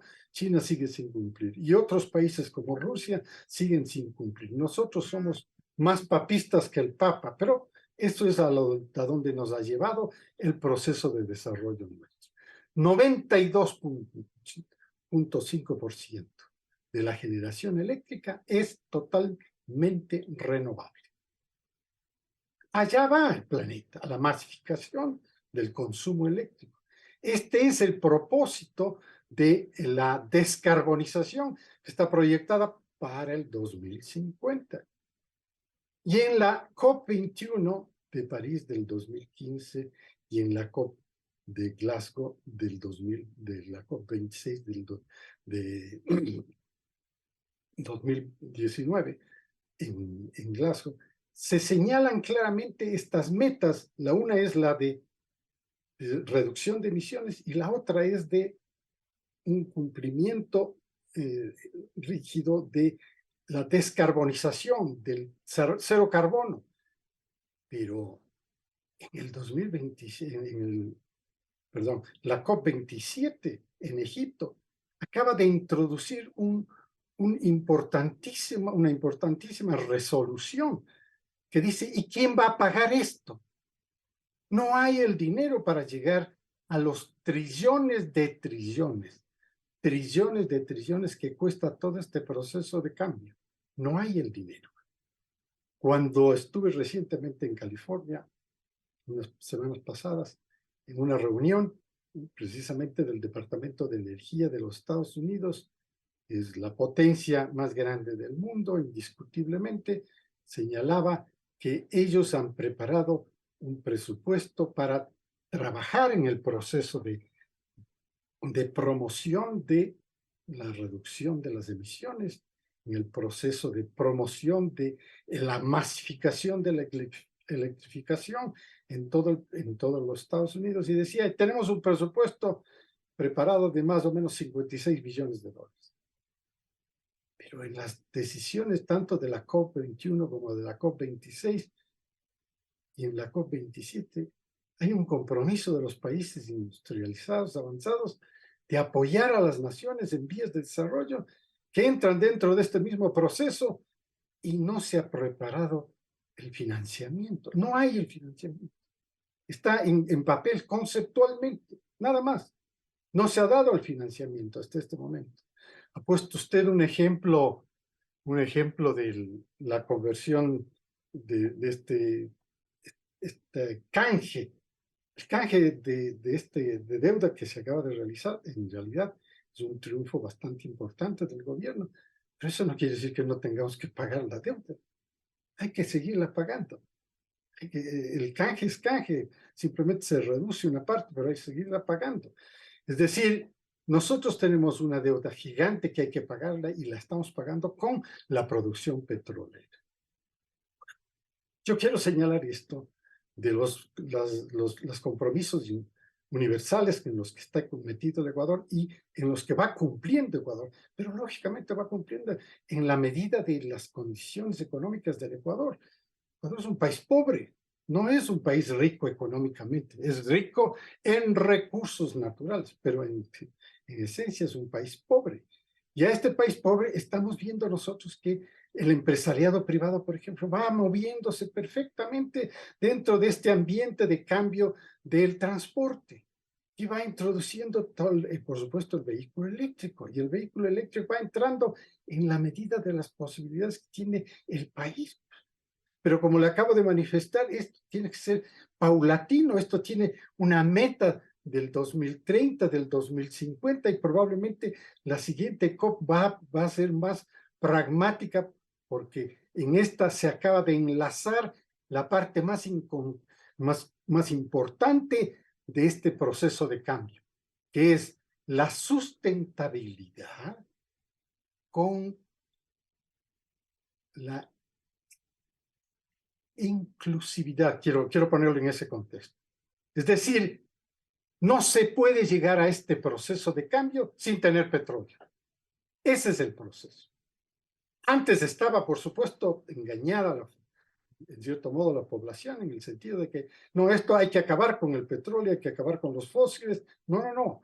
Ahora se dice no. Es sustentabilidad, pero inclusiva, con todas las otras formas de energía, y la mayor es, por supuesto, definitivamente petróleo. Fíjese usted que para ahora este año, 2023, nosotros estamos consumiendo o produciendo más o menos 100 millones de barriles por día. ¿Y usted piensa que estamos reduciendo el consumo? No. Para el 2024 aumenta. Para el 2030 aumenta. Para el 2050 aumenta.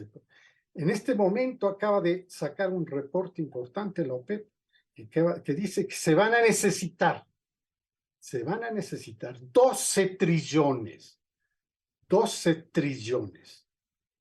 para poder desarrollar más petróleo que pueda satisfacer el mercado.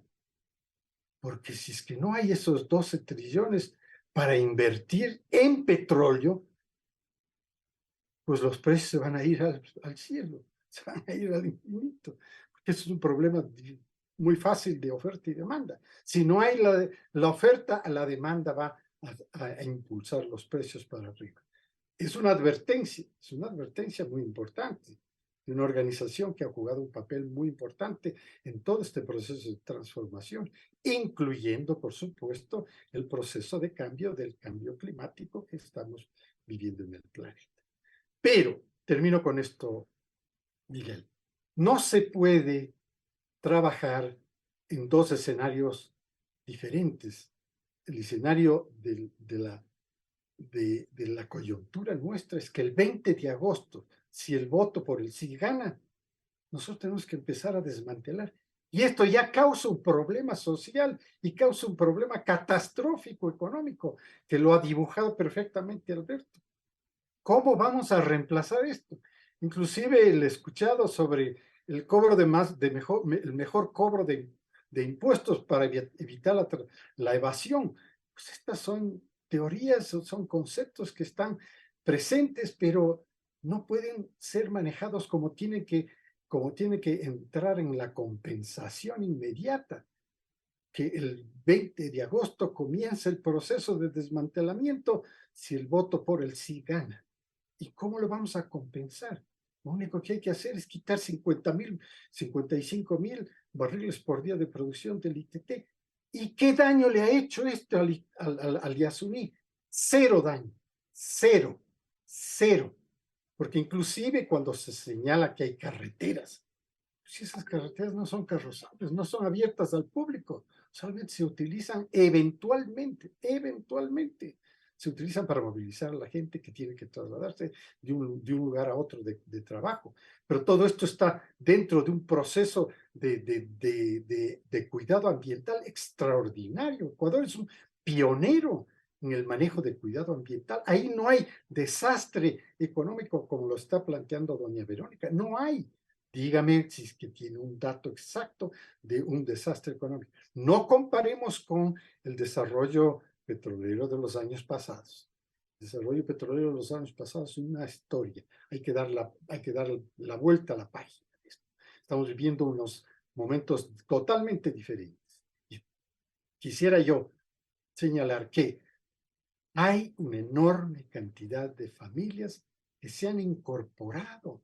Son familias guaos que se han incorporado a este proceso de desarrollo. Este proceso de desarrollo significa progreso, significa bienestar, significa un cambio para ellos también. Y ellos han aceptado ser parte del cambio. Y por eso reclaman en este momento, y le reclaman directamente a los Yasunidos, dicen, ¿y ustedes cómo nos van a compensar el trabajo de mañana? Porque el despido va a comenzar mañana, la mañana del 21 de agosto, tiene que comenzar el despido, la terminación, el cierre, ya no habrán operaciones, ya no habrá comida, ellos distribuyen, hacen el catering de la comida.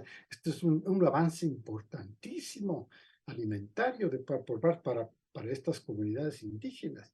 Doctor ¿Qué va a pasar con todos los contratistas? Los contratistas tienen derecho a que sus contratos se cumplan y tienen que cumplirse, pero con este simplemente van a entrar en un proceso de incumplimiento. Y esto significa que el Estado ecuatoriano tiene que ir a enfrentar en la justicia, en la administración de justicia, todos los reclamos que se puedan derivar de todo este proceso de cambio que se induciría a partir del 20, si el voto sí gana en estas elecciones. Termino diciendo, lamentablemente, la Corte Constitucional se equivocó. Lamentablemente, el Consejo Nacional Electoral perversamente le mezcló y ahora toda la ciudadanía totalmente confundida con las elecciones presidenciales y de asambleístas no va a tomar el tema de la consulta con una indiferencia. Sí, puede ser un sí, puede ser un puede ser un no, sin una total conciencia de lo que está el ciudadano queriendo votar a favor del sí o a favor del no. Entonces, es una perversidad política que le ha rodeado a toda esta industria del petróleo, que lo único que le ha traído al Ecuador es beneficios. Usted es demasiado joven para poder conocer lo que era el Ecuador antes del petróleo. Por favor, era parecido era 1/3 del presupuesto de la Universidad de Harvard, 1/3. Y estamos viviendo un país moderno que está categorizado como país de desarrollo medio. Y es que es cierto, el cambio ha sido significativo. Usted señala que hay mucha pobreza, por supuesto. Y por eso el presidente Lasso, lo que le escuchaba como resultado de junio 22 de la huelga, dice, yo me voy a concentrar en lo rural, porque lo rural está viviendo el efecto un poco más severo de la pobreza, un poco más severo de la desigualdad, de la inequidad. Pero tenemos que ir trabajando en esto y el petróleo le ha dado el paso más importante en el bienestar y en el progreso de este país. Ahí terminó mi primera parte. Economista Alberto Acosta Borneo, sobre la base de estos señalamientos que ha hecho usted, ha hecho Verónica Arias, ha hecho el doctor René Ortiz, ¿Es posible ir a esto que constituye un deseo, la producción agroecológica, la transición energética, el mercado de carbono? Pero en este momento, si no hay cómo compensar, ¿usted cree que, como decía el doctor René Ortiz, desmontar la explotación del Yasuní podría ser catastrófico para el Ecuador? Bueno, definitivamente será catastrófico si llega a aprobarse así, catastrófico. Y hay que estar muy claros. El Ecuador quiere, y es muy lindo, muy idealista, decir vamos a hacer todo alternativo, todo lo nuevo. Pero ni siquiera los países europeos lo están haciendo. Ellos se plantean plazos largos de transición, porque ningún país está capacitado para en 3 meses transformarse en un país agroecológico, un país libre de carbono, un país 100% eléctrico. No es posible. No lo están haciendo los países ricos. ¿Por qué lo vamos a poder hacer nosotros? De ninguna manera lo vamos a poder hacer. Y el impacto de esta novelería lo van a pagar los ciudadanos más pobres. Eso hay que estar muy claros, porque ahí va a ir la cuenta. Porque el que tiene el estómago lleno dice, sí, no pensemos en la comida de hoy y la pan para hoy día, pan para mañana. Al final del día, yo tengo pan hoy y tengo pan mañana, no es mi problema, a mí no me afecta. Es un pensamiento muy de un nivel de la sociedad, un nivel medio, que tiene solucionados sus problemas. Pero ¿qué pasa con todo el resto de la población que no tiene esa seguridad, no tiene esa facilidad para hablar? Entonces ahí yo creo que tenemos que preguntarnos varias cosas. ¿De dónde creen que salen los recursos para la inversión pública? La inversión pública, esa que reclamamos y decimos, queremos más inversión pública, y todos salen a las calles, que no invierte, invierta más. ¿De dónde sale la plata? Bueno, al votar a favor de que se acabe el petróleo en el Yasuní Tete, usted también está diciendo que quiere menos inversión pública, porque va a haber menos recursos para poder invertir. Entonces, hay que estar muy claros qué significa. Votar para acabar la explotación del ITT es menos inversión pública. Por otro lado, no existe ese mundo irreal en donde se quiere menos petróleo, que ya la transición, abandonar el petróleo, el país postpetrolero, pero queremos más inversión pública y queremos que nos mantengan los subsidios a los combustibles. Eso no existe. Esa es una combinación irreal. Si es que queremos menos petróleo, implica necesariamente que queremos también menos inversión pública e implica que queremos que nos suban el precio de los combustibles porque tenemos que pagar el valor de mercado. Entonces hay que ya reconocer que esas incongruencias no se pueden dar en la práctica. Por otro lado, se hablaba de que las provincias petroleras son las más pobres, más o menos como dando a entender que por culpa del petróleo allá son más pobres, cuando es todo lo contrario. El problema es que las rentas petroleras en el país se han usado muy mal. Pero eso no significa que el petróleo es el que causó esa pobreza. El petróleo transformó al Ecuador, y eso yo también soy muy joven como para poder compararlo en carne propia, pero puedo escuchar las historias de mis abuelos, de mis padres, de lo que era el país en los años 50, en los años 60. Esto era un país con un nivel de vida bajísimo. El país se transformó totalmente con el petróleo. Es un cambio radical. Se crearon las ciudades, no existían los grandes centros urbanos. Era un país, y me llama mucho la atención, por ejemplo, una encuesta que leía, que publicó algún periódico de los años 50, donde una de las preguntas era qué tipo de calzado usaba, y el grueso de la población no usaba calzado, para darnos cuenta de la pobreza que existía en este país. Otro tanto usaba alpargatas, y apenas una minoría usaba zapatos. De ese país estamos hablando. Entonces ahora nos dicen, es que todavía hay mucha pobreza. Por supuesto que hay mucha pobreza, hay un gran camino por recorrer, pero no podemos olvidar el camino que ya hemos recorrido, que ha sido un camino muy grande. Por otro lado, desde los años 70 se dice que el petróleo se va a acabar. Con ese cuento que ya se acaba, ya nos vamos a quedar sin petróleo. Y la realidad es que las reservas es simplemente un indicador que cambia día tras día. Y cambia en función de las inversiones que se hacen en exploración, en función de la tecnología. Veamos lo que sucedió, por ejemplo, con el petróleo de esquisto. Ese era un petróleo que no estaba en las reservas de ningún indicador y de repente cambió la tecnología, se puede aprovechar otro tipo de recursos, como igual se puede hacer con un petróleo extra pesado porque existe la tecnología. Y entonces aquí el tema es que las reservas van cambiando permanentemente en función de las inversiones. Entonces, hay petróleo en el Ecuador y en el mundo de largo, y la realidad es que nunca va a llegar a acabarse el petróleo, ni en el Ecuador ni en el mundo. Lo que va a suceder antes es que se dará esa transición hacia una energía mucho más eficiente, eventualmente, y entonces dejará de ser rentable extraer el petróleo. Es lo mismo que sucedió con el carbón, perdón. El carbón, no es que se acabó el carbón del mundo, pero dejó de usarse el carbón como una energía para el sector productivo, sino solamente en casos puntuales. Todavía se lo usa el día de hoy, todavía se usa carbón, pero es una energía marginal. ¿Y por qué? ¿Porque se acabó el carbón? No, el carbón no se acabó. Sigue existiendo carbón, pero hay energías como son los hidrocarburos, que son mucho más eficientes, y entonces se utilizan esas energías. Lo mismo va a suceder con el petróleo, eventualmente, pero nuevamente entendamos, no mañana, no el 20 de agosto, sino eventualmente, no sabemos en qué momento, se dará esa transición hacia una energía mucho más eficiente y ya no será rentable seguir extrayendo más petróleo. Pero lo importante aquí es que en ese interín de la transición, el petróleo en el Ecuador tiene un potencial gigantesco.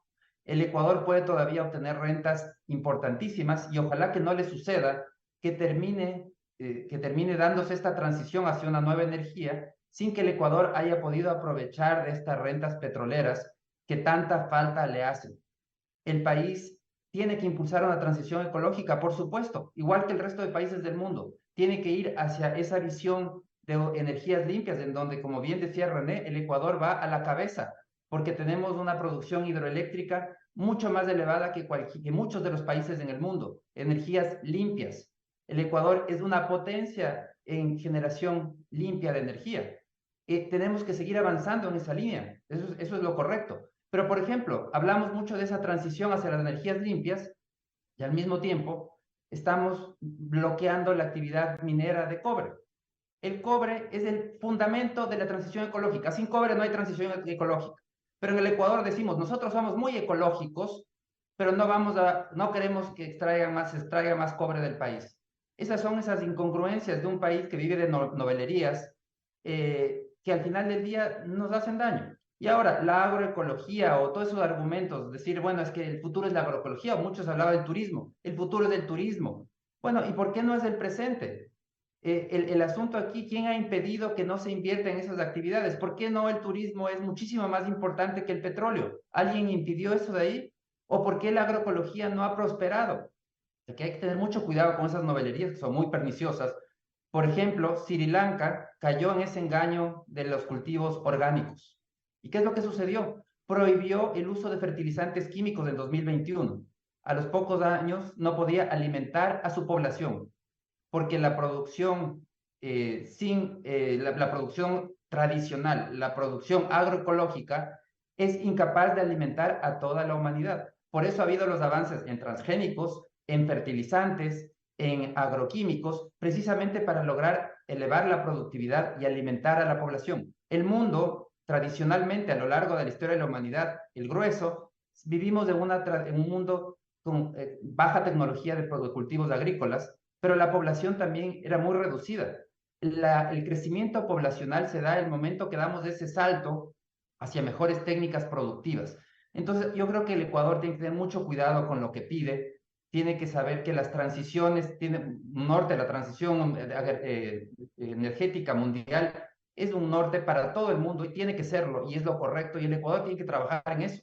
Impulsar, y por ejemplo, como ya están haciendo otros países de la región, posicionarse en la minería pensando en la transición agroecológica. Por ejemplo, en Chile ya están hablando de litio y cómo impulsar el litio. Lo mismo en Bolivia, que es el recurso clave de esa transición. Cobre, litio son los recursos claves y quienes manejen esos recursos van a tener un control importante sobre esa transición energética del mundo. Eso tenemos que entenderlo nosotros también y entender que todas esas transiciones son precisamente eso, transiciones. Hay que dar los pasos en esa dirección, pero lo que no podemos hacer es acelerarnos porque nos puede salir extremadamente caro. Dejar de producir 1.300 millones de dólares de petróleo de aquí en pocos meses, en pocas semanas, implicaría una caída en el nivel de vida muy significativo, una destrucción de empleos que, claro, para quien tiene ya el estómago lleno, no es un problema. Al final del día, tengo empleo hoy, tengo empleo mañana, vivo bien. Pero ¿qué pasa con todo el resto de la población? Con toda esa población que sí reclama servicios públicos porque no tiene acceso a una educación de calidad, no tiene acceso a una salud de calidad, necesita inversión pública. No podemos darnos el lujo de reducir los recursos para la inversión pública cuando lo que necesita el país es incrementar la inversión pública para que esa inversión llegue a donde no ha llegado. Por ejemplo, las zonas del oriente, donde está la producción petrolera y no se han hecho las inversiones y no se hicieron a tiempo. Eso tiene que hacerse. Igual con todo el resto del país que necesita de seguir mejorando los servicios públicos. Entonces, la solución no es dar estos saltos precipitados, impulsados por una novelería, sino dar saltos en firme, trabajar hacia esa transición ecológica responsablemente, transición energética responsablemente, paso a paso, no empujones, que nos puede al final del día terminar haciendo muchísimo daño, especialmente a los ciudadanos más vulnerables. Verónica Díaz, ¿cómo ir a esa transición energética de la que usted habló al mercado de carbono? Esto va a ser parte de un proceso. Y mientras hay el proceso, hay menos recursos para el Estado, como ha señalado el economista Alberto Acosta Borneo y como lo ha corroborado el doctor René Ortiz. ¿Cómo ir a esa transición a fin de que de alguna manera se pudiera compensar, no haya mayor afectación en los ingresos del Estado ecuatoriano, que ya de por sí tenemos un déficit fiscal, y por otro, ir a eso que debe ser una aspiración al mediano plazo? Sí.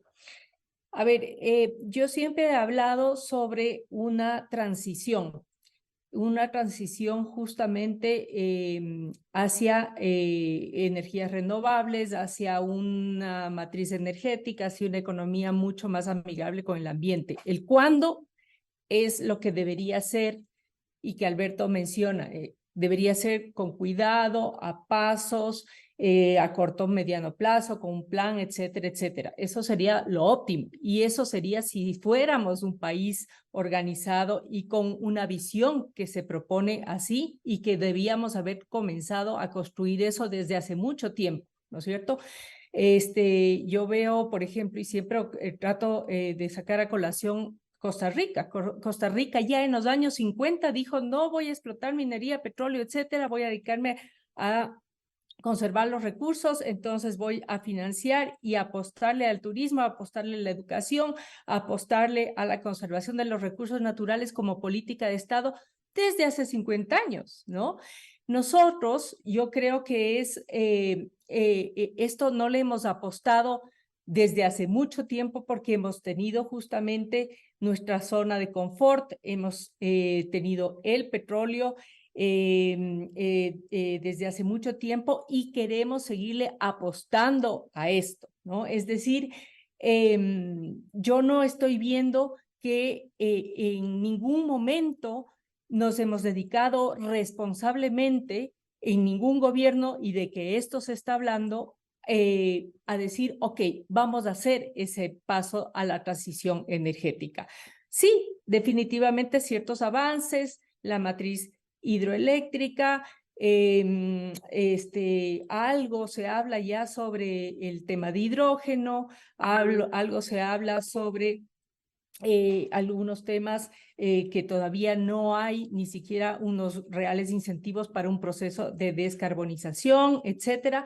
Entonces seguimos apostándole a lo mismo que ya conocemos y decir, bueno, el petróleo es la panacea. Tenemos lo que tenemos. Tenemos una consulta popular a la vuelta de la esquina.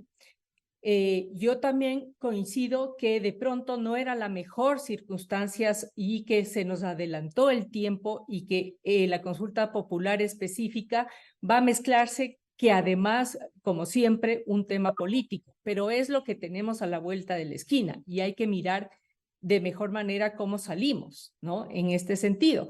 Ahora, yo siempre trato de ver el vaso de agua medio lleno y las oportunidades que estas crisis o estas coyunturas se dan, porque como digo, bueno fuera si es que si tuviéramos un Ecuador donde se planifica como política de Estado hacer este plan, ¿no? De transición a corto, mediano plazo, ir dejando el subsidio a los combustibles, ir dejando el tema petrolero, ir dejando el tema minero, desarrollar la bioeconomía, desarrollar otro tipo de alternativas, el ecoturismo, etcétera, etcétera. ¿Por qué no se lo ha hecho? Yo creo que justamente porque hemos sido muy cómodos en dedicar esos ingresos petroleros que tampoco han sido bien distribuidos, que tampoco estamos reclamando una inversión pública, pero ahí vemos que no hay una inversión pública importante, ¿no? En los últimos años, que falta, de hecho, mucho en salud, mucho en educación, mucho en infraestructura, etcétera. Entonces, también vemos que ese proceso de la producción petrolera más bien está en declive, ¿no? Y también depende mucho de cuánto cuesta, ¿no? Y los ingresos petroleros se han desplomado ya en un 56%. Entonces, no sé si vale la pena seguirle apostando esto o más bien la oportunidad es de mirar rápido y hacer lo que hay.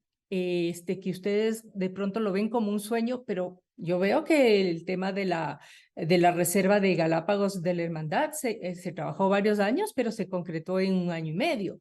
Muchas de esas cosas podría ser, si es que nosotros nos ponemos responsables y hacer las cosas pronto, porque viene una coyuntura importante, de pronto es justamente la zanahoria que necesitamos para desarrollar esa capacidad que tenemos justamente para mirar otras alternativas.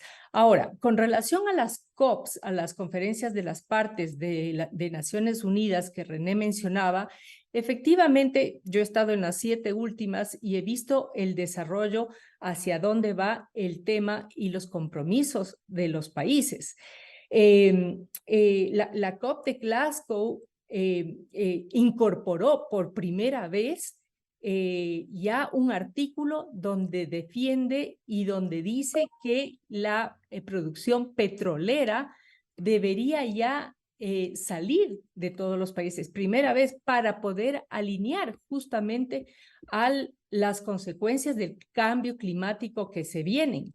Tanto es así que los mismos miembros de la OPEP, René, y los estudios dicen que hay que dejar las 2/3 partes de las reservas de petróleo porque si no vamos a un colapso apocalíptico de la civilización de hoy. Los mismos países de petróleo. Entonces se necesitan medidas audaces e inmediatas para hacer frente a esta emergencia climática, que no solamente es del Ecuador, es del mundo entero, ¿no?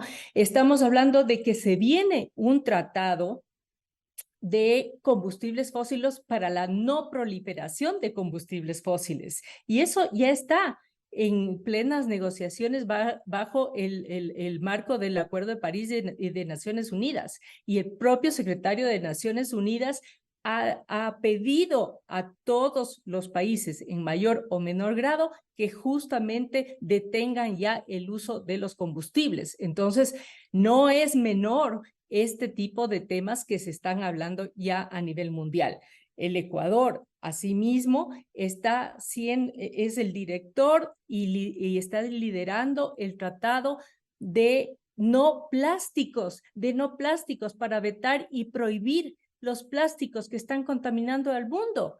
Entonces, yo creo que hay una coherencia que hay que seguir en este sentido. De hecho, combustibles, y de hecho, ustedes saben que los combustibles fósiles producen los plásticos y los plásticos vienen del combustible fósil. Entonces, estamos hablando de 2 y 3 cosas a la vez y que los intereses de señores del plástico también dicen que sin el plástico casi que la humanidad no puede sobrevivir.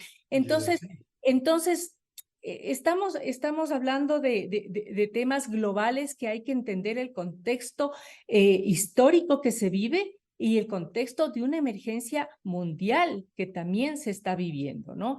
Entonces, nuevamente, si seguimos apostándole y seguimos en esta zona de confort, no vamos a hacer esa transición que todos creo que queremos y que hay un acuerdo en ese sentido de que tiene que haber esa transición. Hay una consulta popular de por medio que eventualmente va a ganar, porque desde hace más de 10 años se está proponiendo esto y se han dejado o sea, si los gobiernos sabían que se viene una consulta desde hace 10 años, que hay un conflicto social, ambiental y que eventualmente va a haber esta consulta, ya era de haber preparado hace 10 años justamente un proceso de transición energética seria para ver qué pasa si es que no hay una explotación de petróleo. Ahora, no estamos diciendo que se va a cerrar todos los campos, ¿no es cierto? Se está hablando de una parte que es justamente del bloque del 43. El 43, exactamente. Ahora, que como Verónica, eso tiene una como ya incidencia, como decía el mencioné, economista está a la Alberto Acosta, baja. 1.300 millones. A ver, Está, 300 millones. ¿Cómo se compensa eso este momento? Lo que decía Alberto Acosta. ¿no? Entonces, a ver, yo ya mencioné, y yo no soy economista, perdón, yo soy abogada.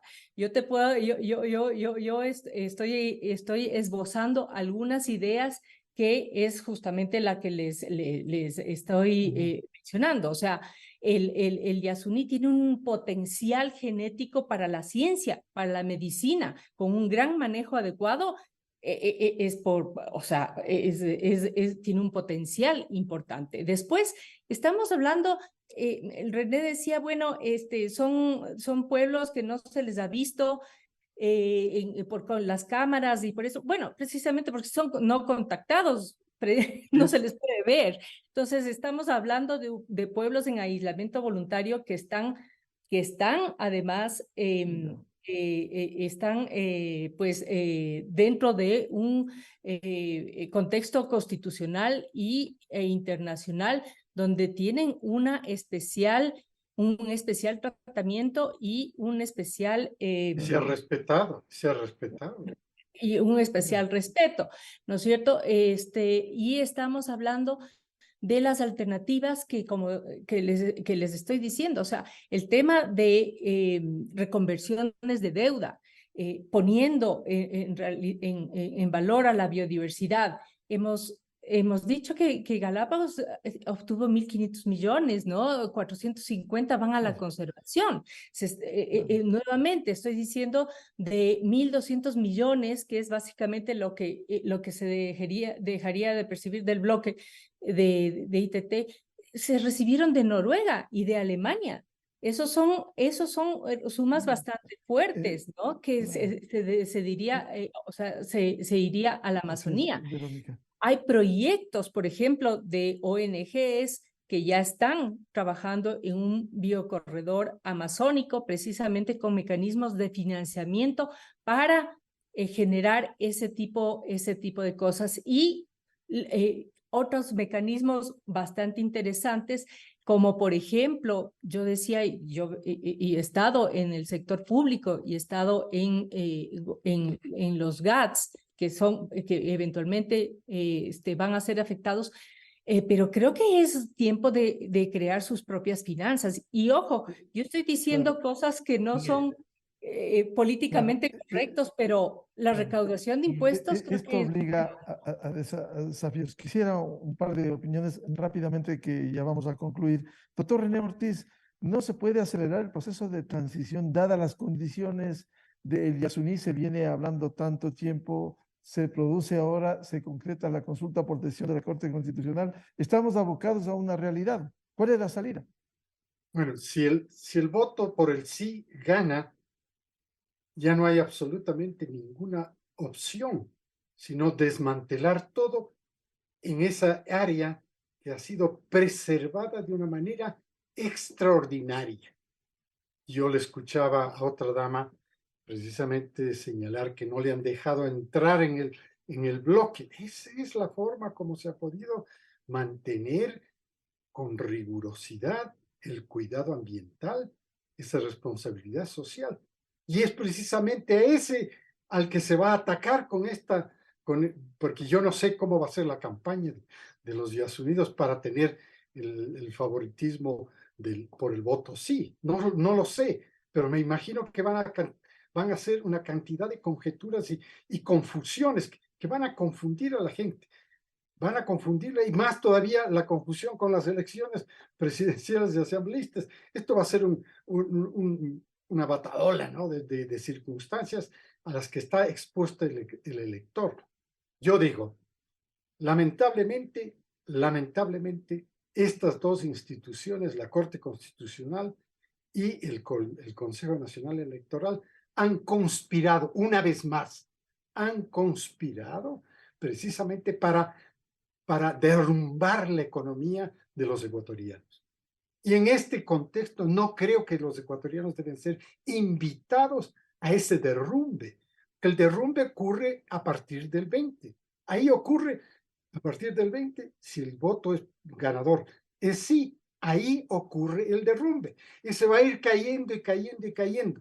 Y cuando Alberto dice, y es que esto vamos en proceso de empobrecimiento, claro, y el empobrecimiento es inmediato, no es un sueño de cambio de deuda, de canje de deuda de otros 1.200 o 1.500 o todos los miles por la biodiversidad de Ecuador, que es más o menos la misma biodiversidad de Perú, de Brasil, de Colombia. Todos aspiran a lo mismo dentro de este conjunto, de este cambio que nos está proponiendo Naciones Unidas sobre la base de la eliminación, descarbonización del planeta, eliminando los combustibles fósiles. Pero vean, tenemos que nosotros concretar esto claramente.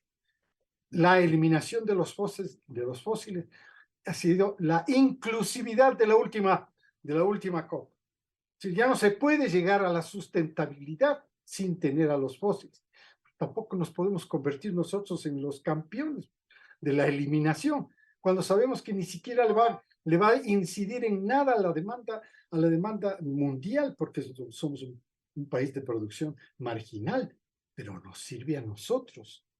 Y a nosotros tenemos que producir lo nuestro. Y por eso la declaración sobre cómo debería manejarse la industria del petróleo la siguiente, con sustentabilidad, es porque estamos dándole chance también para que se vengan las energías renovables. Vea cómo vamos creciendo en energías renovables. El desarrollo fotovoltaico, hay que estudiarlo, pues, tiene que penetrarse en eso. Y todas esas alternativas, Las si me personas tienen que permite, entrar a doctor trabajar en Ortiz. esto. Inmenso. El Aromo, son 200 megawatts. Esto es gigantesco y es una inversión enorme, pero hay que hacerla paso a paso. Esto vendrá. Un proyecto fotovoltaico va a tener 5 años la terminación de instalación de paneles solares. Es decir, nosotros tenemos que tomar con pausa este tema. Yo no sé cómo los Estados Unidos pueden reaccionar el día 21. No sé si el sí gana, que es lo que usted dice que va a ganar. Bueno, yo espero que no gane. Yo espero que pierda definitivamente el sí, primero, porque esto es lo que le conviene al Ecuador, que pierda el sí, porque ustedes no ganan nada con el cierre del 43. Miguel, yo quisiera hacer un comentario, si me para concluir, sí, Alberto Acosta Borneo, por favor.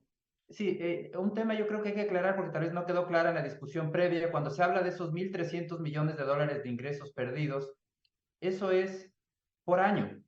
Año. No es 1.300 en total y se acabó. No. 1.300 por año, o sea, el próximo año son 2.600 y así seguimos sumando año tras año mientras dure esas reservas, mientras se pueda extraer crudo de ese lugar. Eso significa, y hay un cálculo del valor presente neto, si sumamos todo lo que podría extraerse de ahí traído a valor presente, son 16.000 millones de dólares que el país va a dejar de recibir.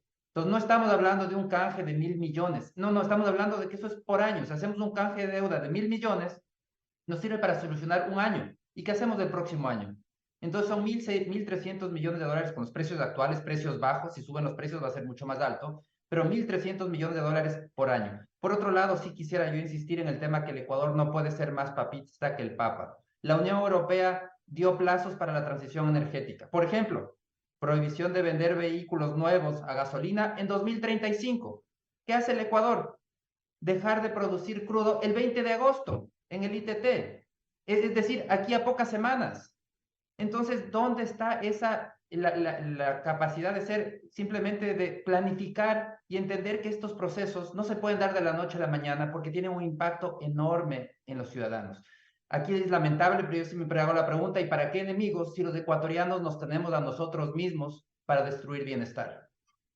Bien, muchas gracias por aportar este debate. Seguiremos hablando, me comprometo a seguir hablando sobre la consulta popular en torno a la no explotación petrolera en el Yasuní, sus implicaciones económicas, políticas, evidentemente medioambientales y sociales para el Ecuador.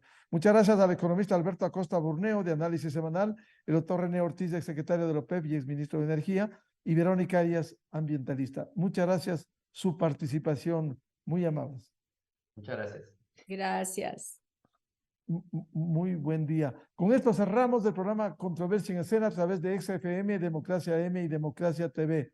Les deseamos un feliz fin de semana y cada uno de los ecuatorianos a reflexionar sobre este tema del Yasuní en las elecciones presidenciales y legislativas junto el 20 de agosto próximo. Muy buen día, felicidades a todos. Esto fue Controversia, temas relevantes analizados a profundidad. Miguel Rivadeneira vuelve el próximo sábado.